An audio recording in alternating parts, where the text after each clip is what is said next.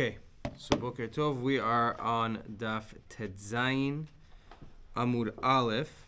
So last time we said a story where the Chachamim went to Rabbi Dosa ben Horkinas. They thought that he allowed Tzarat Erva like Beit Shammai to do Yibum, and then he told them, no, it wasn't me, it was my brother. At the end he said that I promise you, Chagai Hanavi, he said, Meid alai Shamayim va'aretz, Shamayim and Aretz is my witness. Chagai Hanavi stood right here, and he said 3 halachot. So one of them was that Tzarat Erva is Pitura from Yibum and Chalitza. The other two are what we're going to discuss today. So we're by where it says, the first one on the line is Akiva. It says Akiva va'afilu reitzon, and then it says Amon u'Moav. It is maybe like 7-8 lines from where it gets wide. It says Amon u'Moav ma'asrin ma'aser ani b'shvit. The second thing that Chagai Hanavi said was Ammon and Moav, those two lands, during the Shemitah year, they give Maaser Ani. Now, how does that work? So, the Gemara explains, Da'amar mar, harbe krachim kivshu ole Mitzrayim velo kivshu ole Bavel, ukdusha rishona kitcha le'sha'ata velo kitcha la'atid lavo. So, when Bnei Israel came in from Mitzrayim, they conquered a lot of lands. With Yoshua, throughout David HaMelech, until the time of the first Beit HaMikdash, they conquered a lot of lands. Whatever is Kiddusha Rishona, that first conquering of land, that land had Kiddusha to Eretz Yisrael, but only for the time being. Once the Beit HaMikdash was destroyed, that land lost its Kiddusha. The land that retained its Kiddusha was Kiddusha Shniya, the second conquering. When they came back with Ezra Sofer, and they reestablished, they rebuilt the Beit HaMikdash, they reestablished Eretz Yisrael, whatever lands they had was under their rule during that time was Kitcha La'atid Lavo, was Kadosh forever. So those lands of Ammon and Moav, they were not captured by the second Aliyah. Yeah, so their Kiddusha did not last. However, Chachamim still established that they don't have, so therefore there's no Shemitah, there's no Shvi'it, right? Because they don't have Kiddushat Eretz Yisrael. They were never recaptured by Ezra. So the lands of Ammon and Moav are technically outside of Eretz Yisrael, and there's no Shemitah.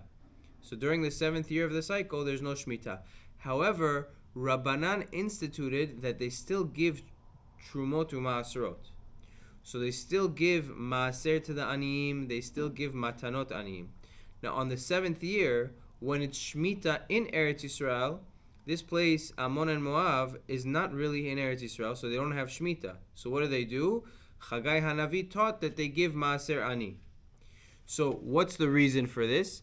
So the Gemara says, V'hinichum, when they came to conquer, when Ezra came to conquer Eretz Yisrael, he left those lands purposely, and he didn't conquer them, Kedeshi yismechu alein aniyim b'shvi'it, so that the aniyim could rely on those lands during Shemitah year. Meaning, aniyim in Eretz Yisrael, they couldn't work their fields, so they could at least go to land of Ammon and Moav and work there, because Shemitah will not apply there. That's one understanding. And then additionally, in the lands of Ammon and Moav, since there's no Shemitah, they would give Matanot Aniyim. They would give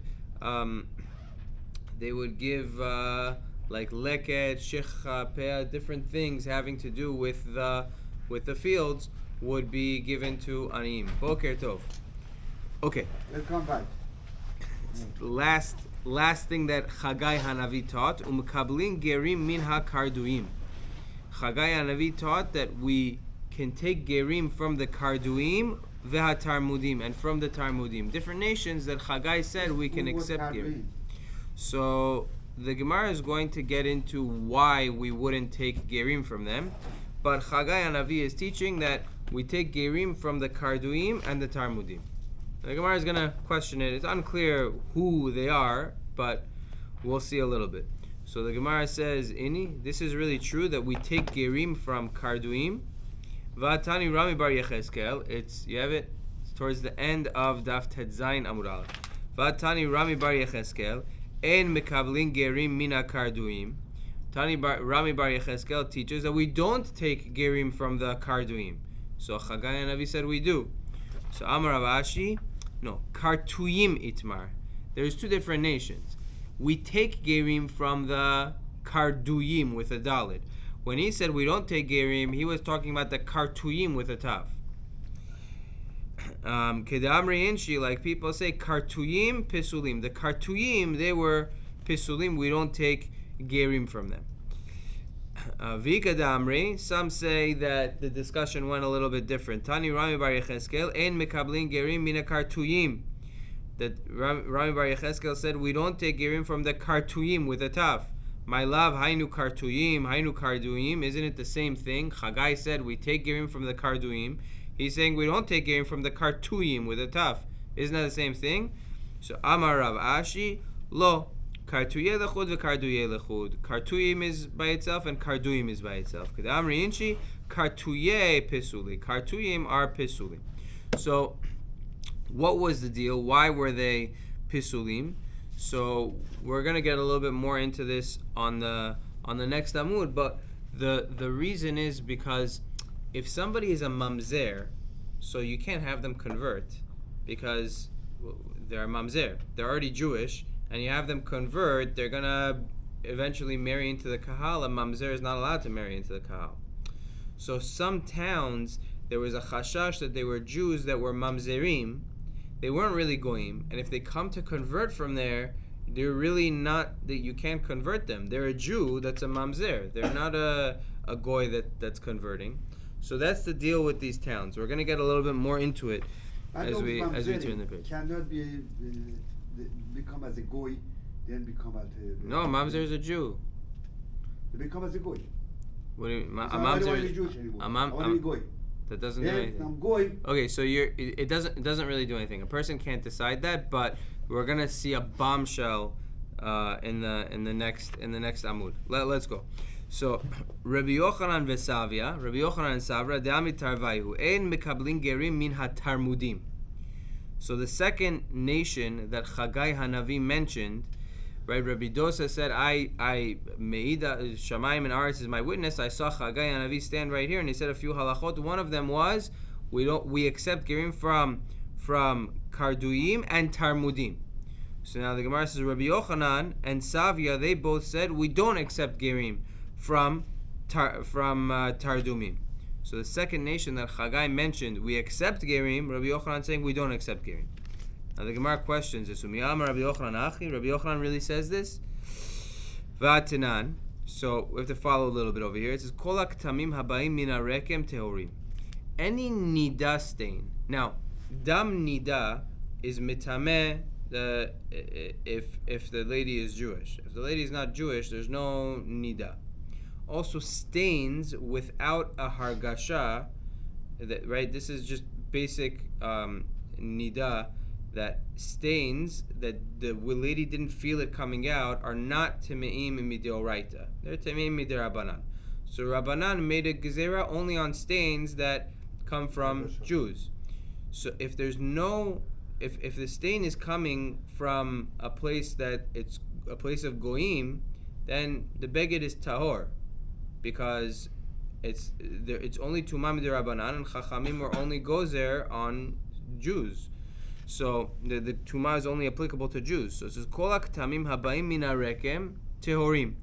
All dam nida stains that come from rekem are tahor, meaning the people in rekem are not Jews. Therefore, if there's a beged with dam nida on it that came from rekem, it's tahor. Rabbi Yehuda mitameh mimnei shehem gerim. Rabbi Yehuda says no, it's tameh because they're converts. So there is a dispute regarding the people of Rekem. Vetoim, they're converts, and they really just, they're not really following the Torah. So there's a machlok at what their status is. But the part that we need is this last line. It says, Mibena ovdei kochavim, but if any nida stain comes from anywhere else among the ovdei kochavim, tehorim. Those stains are tahor. So what's the point? What do you see from here? That the stains of Ovdei Kochavim from anywhere else but Rechem, everyone agrees they're tahor. So any place of Goyim, everyone agrees that they're tahor. So Vahavinan ba, the Gemara asks on this, Kapasik vetani mi ben Ovdei Kochavim. It says anywhere from among the Goyim, Vafilu min Tarmud, even from Tarmud. Meaning we don't say that the people of Tarmud are really Jews who, they're mamzerim or they went off the derech. No, they're goyim. Because he says only Rechem we're worried about. But in Tarmud or in all other places, the stains that come from there are fine. Which means the people there are goyim. So the question is like this. Rabbi Yochanan zot omeret mekablin gerim mi Tarmud. Rabbi Yochanan says, you see from here, the people of Tarmud, are they Jewish or goyim? They're goyim, 100% goyim. Which means if they want to come to convert, we accept them as converts. So on the one hand, we had a statement before, Rabbi Yochanan said, we don't accept these people as converts. And now, Rabbi Yochanan is saying, we do accept these people as converts, the people from Tarmud. So what is it? Do we accept them as converts or do we not? He had that we don't accept them as Because the reason we would not accept them as converts is because they're not really goyim. They're Jews that are mamzerim. We can't accept them as converts. So the Gemara says v'chitema zot v'lo svir. Maybe you'll tell me, Rabbi Yochanan doesn't really hold like this. He's just saying you see from this Mishnah that you accept people from Talmud as gerim, but he doesn't really hold of it. The Gemara says no, that can't be. Rabbi Yochanan holds like Stam Mishnah, so he must hold of it. So how are we going to solve this? On the one hand, Rabbi Yochanan says you accept gerim from that place, from Talmud. On the other hand, Rabbi Yochanan says you don't accept gerim from Talmud. So the Gemara says Amorai ninu va'aliv Rabbi Yochanan. It's really an Amorai, machloket Amoraim, according to Rabbi Yochanan. So now the Gemara gets into why not. Okay? So this is where we get into the discussion. Mitarmud, my time malo. What's the reason that you can't accept gerim from this place, from Talmud? So pligi bar Rabbi Yochanan veSavia. It's a machloket Rabbi Yochanan and Savia. Chad amar mishum avdei Shlomo. One says because of the avadim of Shlomo. What's the avadim of Shlomo? So Rashi explains Shlomo had avadim. And those avadim took for themselves, they were very wealthy and they were able to, coerce people to marry them. And they took for themselves wives that were Jewish. And it was an Eved that had a relationship with a Jewish woman. And there is an opinion, and this is not the halacha, but there's an opinion that an Eved who has a relationship with a Jewish woman, the child is a mamzer. So therefore, according to that opinion, all that place where Shlomo's avadim took Jewish ladies as wives, a lot of the children are mamzerim, and therefore you can't take them as as gerim. V'chad amar mishum benot Yerushalayim. The other one says because of benot Yerushalayim. So the Gemara is going to explain in a moment what benot Yerushalayim is.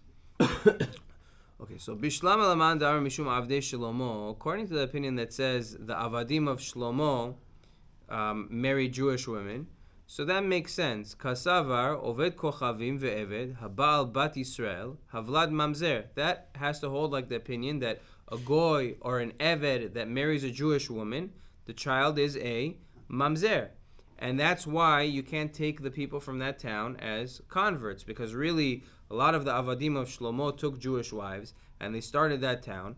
And a lot of the people in that town are mamzerim. And if somebody comes to take as a convert, you can't take them as a convert because it's likely that they're really a mamzer. So ela lamandar mishum benot Yerushalayim. But according to the opinion that says that it's because of benot Yerushalayim, so maihi, what exactly is that? What exactly is the reason of benot Yerushalayim that we can't take the people there as converts? So pligi bar Rav Yosef v'Rabbanan. Rav Yosef and Rabbanan have a bit of a machloket. V'tarvayu mishmei de Rava. They're both saying it in the name of Rava. Bar Chana. Chad amar tres al alfei gavre v'shita alfei kashtuye. One says there was 12,000 men plus 6,000 archers. 6,000 archers are people who shoot bow and arrows. V'chad amar tresar alfe gavre uminayu shita alfe kashtuye. The other one says 12,000, and out of those 12,000, 6,000 of them were archers. So you have a machloket, either 18,000 people or 12,000 people.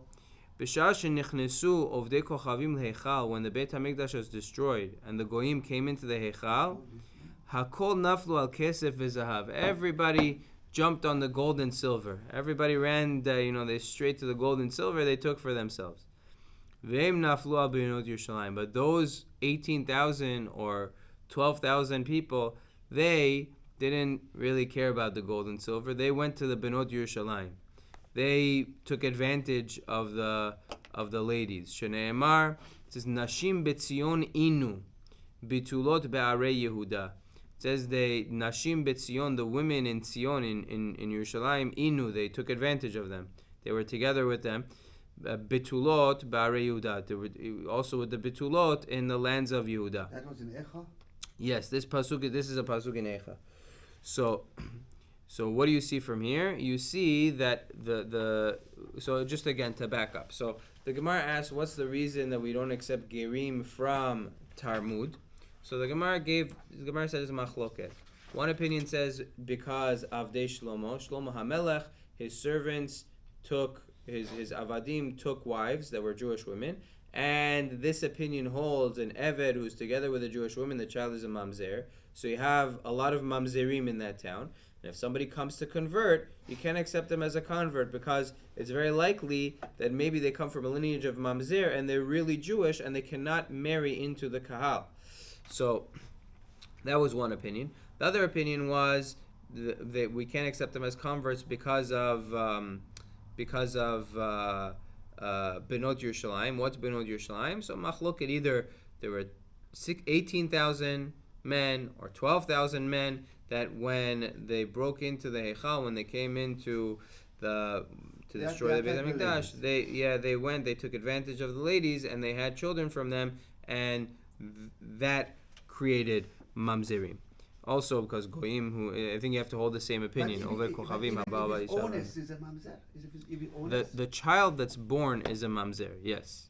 Honest. Yeah, it has nothing to do with right.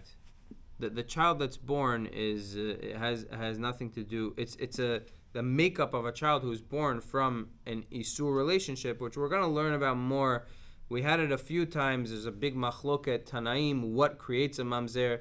Is it only chayve kritut? Is it only chayve mitot beitin? Is it chayve lavin? Is it it's a big discussion. We did it in Kiddushin together. I know, but the issue is right now. The Yosef married Dina's daughter. Yeah. Okay. She's not mamzer. Dina's daughter. Yeah, because she's from Shechem. Yeah. Okay, good question. So your question is according to the opinion. This opinion says Over Kochavim Habal Bat Yisrael Avlad Mamzer. Right. It happens to be we don't paskin like this opinion, but that's a good question. But not for now. Yeah. Okay. So Amar Rabbi Shmuel Bar Nachmani, Amar Rabbi Yochanan, Pasuk Zeh Sar Haolam Amaro. So that pasuk, the Sar Haolam said it. Amru, Nar Haiti Gam Zakanti Man Amra. So it was going on the previous pasuk, right? The pasuk of Nashim Betzion Inu Betulot Barei Yehuda Sar Haolam. The Sar Haolam said it. So who is the Sar Haolam? So Rashi says it's a malach. Maybe if we have time, we'll explain a little bit more about who Sar Haolam is. Nar Haiti Gam Zakanti. So this is a pasuk in Tehillim. Nar Haiti Gam Zakanti V'lo Haiti Tzadik Ne'ezav. So Man Amra, who said this pasuk? So Ilema Kuchabrichu. If you want to say Hashem said this pasuk, Hashem is saying Nar Haiti Gam Zakanti. These are the words of Hashem. So that can't be. Mika Zikna Kame. There's no old to HaKadosh Baruch Hu. He says, Nar Haiti, I was young, and now I'm old. What? Hashem can't say that. So Vela David. So you want to say, okay, it's in Tehillim. David HaMelech said it. David Amra, David HaMelech said, Mikashish Kulehai. David was not that old. David can't say Gam Zakanti. David didn't make it past 70. So Ella Shma Mina Sar HaOlam Amaro. The Sar HaOlam said it. So okay, so I'll read to you a. There's a big machloket. Who is Sar Ha'olam? So Toso brings two understandings. One understanding is it's the Malach Memtet. If it's the Malach Memtet, so there's a very interesting Targum. Let me see if I can find it here. The pasuk says by when Chanoch dies, it says ve'enenu ki lakach oto Elohim, that Hashem took Chanoch. So right here, okay, good. Vayitalech Chanoch et haElohim ve'enenu ki lakach oto Elohim. That Chanoch went with Hashem and he's no longer because Hashem took him. So if you look at the Targum Yonatan ben Uziel, he says like this: Upalach Chanoch bekushta kodam Hashem. Chanoch prayed with truth and sincerity to Hashem. V'haletuhi, and he's no longer im dayare ara. He's no longer with the inhabitants of the land. Arum idnegid v'salik l'rekia, because he went to the Shamayim b'memar Hashem. Ukra shemeh Metatron Safra Rabbah, and he was called Memtet the Malach. Chanoch literally became that Malach, and some say that's the Sar HaOlam. When it says Sar HaOlam, Omro, it's referring to that Malach, Chanoch, which became a Malach. Okay, either way, let's go a little bit further. So the Gemara says that pasuk Sar HaOlam said. Ve'ela no. V'amar Rabbi Shmuel bar Nachmani, Amar Rabbi Yochanan. So, my dichtiv yado paras tsar al kol machamadeha. This is another pasuk in Echa. It says that the enemy spread its hand al kol machamadeha, on all its precious items. So, what's the precious item of Bnei Israel? It's referring to the Torah. So, what is this referring to? Ze Ammon and Moav. This is the people from Ammon and Moav. B'sha'ah shenichnesu ovdei kochavim leHechal, when the goyim broke into the Hechal, when they entered the Hechal. Hakol naflo al kesef ezahav. Again, everybody went after the gold and silver that was all the precious, valuable items that were in the Beit HaMikdash. Ve'em naflo al sifrei Torah. They went straight to the Sifrei Torah, Ammon and Moav people. Amru, zeh shekatuv bo, lo yavo Ammoni u'Moavi b'kal Hashem, yisaref be'esh. So that which it says, Ammoni and Moavi shouldn't come to Kal Hashem, yisaref be'esh, should be burnt. So that was the... Of the Kochavim, what's the difference for them? No, Ammon, because Ammon and Moav, it's saying specifically Ammon and Moav. Ammon and Moav, the Torah says that they're not allowed to be accepted into the Kahal. Yeah. Lo yavo Ammoni, lo yavo Moavi. So they, when they went to the Hechal, this is If they of the Kochavim, what they needed to come to the Jewish nation or not? It doesn't necessarily mean that they were interested in coming to the Jewish nation. The point is, if someone else has a religious book that's putting you down, you want to destroy it. Either way, Tziva Hashem leYaakov sevivav tzarav.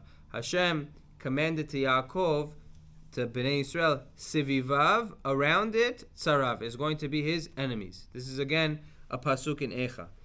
So, Amar Rav Kegon Humnia lefum Nahara. Rav says this is like the town of Humnia, which is near Pum Nahara, meaning wherever Jews live, the enemies are not too far. The town of Humnia was not so great to the town of Pum Nahara where Jews lived.